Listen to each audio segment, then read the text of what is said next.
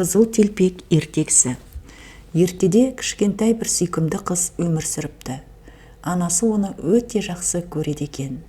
Әжесінің де ең сүйікті немересі еді. Бірде әжесі немересінің туған күніне қызыл телпек сыйлапты.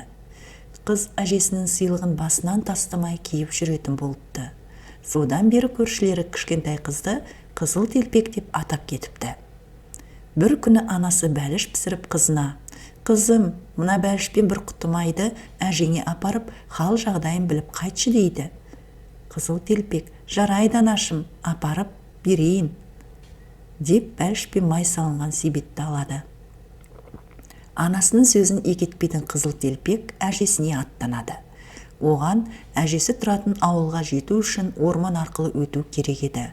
Қызыл телпек орманда жалғыз жүрудің қаншалықты қауіпті екенін білмеді. Сондықтан ол өлең айтып, гүл теріп, асықпай жүрді. Бір кезде орманның ішімен келе жатқан қыздың алдынан бір қасқыр шыға келеді. «Қызыл телпек, сен қайда барасың?» деп сұрайды қызды жегісі келген қасқыр. «Мен әжемнің үйіне барамын. Оған анамның пісірген бәлішін және бір құты май алып бара жатырмын» дейді қыз. Қызыл телпек қасқырдың жаман пиғылынан бейхабар еді. «Ал әжең қайда тұрады?» деп сұрайды қасқыр. «Әжем бе? Ол орманның әр жағындағы ауылда, ауыл шетіндегі диірменнің жанындағы бірінші үйде тұрады» деп қызыл телпек қасқырға әжесінің тұратын жерін дәл айтып береді. Бұл кезде жақын маңда отыншылар ағаш кесіп жатқан болатын. Қасқыр сол отыншылардың дауысын естіп қызға тиіспейді. Қызыл телпектің әжесінің тұратын жерін біліп алған қасқыр алдымен әжесін жемек болады. «Жарайды, мен де сенімен бірге сол ауылға барайын. Әжеңнің жағдайын сұрап қайтайын. Кел, екеуміз жарысайық. Әжеңе қайсымыз бірінші жетер екенбіз? Сен мына жолмен бар, мен ана жолмен жүрейін» деп қасқыр өзіне ауылға апарар төте жолды таңдап алады. Қасқырдың ұсынысына келіскен қыз ұзақ жүретін жолға түседі. Ол жол жөнекей асықпай гүл теріп келеді. Ал қасқыр болса алды-артына қарамай тура ауылға қарай бет алады. Қызыл телпектің әжесінің үйіне осылай ерте жеткен қасқыр есікті қағады. «Тоқ, тоқ, тоқ! Бұл кім?» деп сұрайды әжесі. Қасқыр даусын жіңішкіретіп: «Әже, бұл мен ғой, немере қызын, қызыл телпек. Мен сізге қонаққа келдім. Анамның пісірген бәліші мен бір құты майын ала келдім» дейді.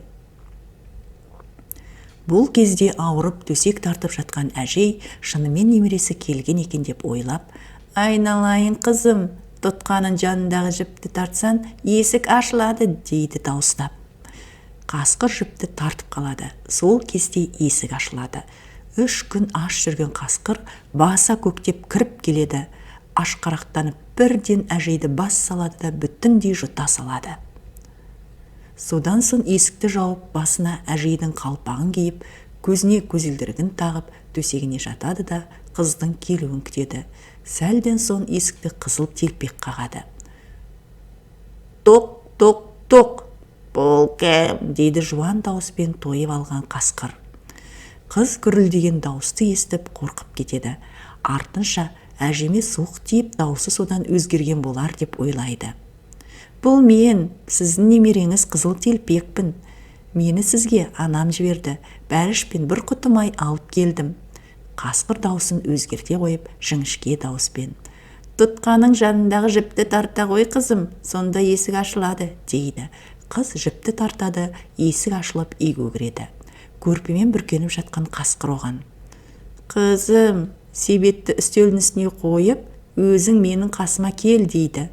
Қызыл телпек бәліш пен май құйылған құты салынған себетті үстелдің үстіне қойып қасқырдың жанына жақындайды. Қасқыр енді: «Жолдан шаршаған боларсың, қасыма кеп жата ғой» дейді. «Әжем» деп ойлаған қызыл телпек қасқырдың жанына жатады да: «Әже, сіздің қолыңыз неге үлкен?» деп сұрайды. «Сені қатты құшағыма басу үшін қызым». «Әже, құлағыңыз неге сондай үлкен?» «Сені жақсы есту үшін қызым».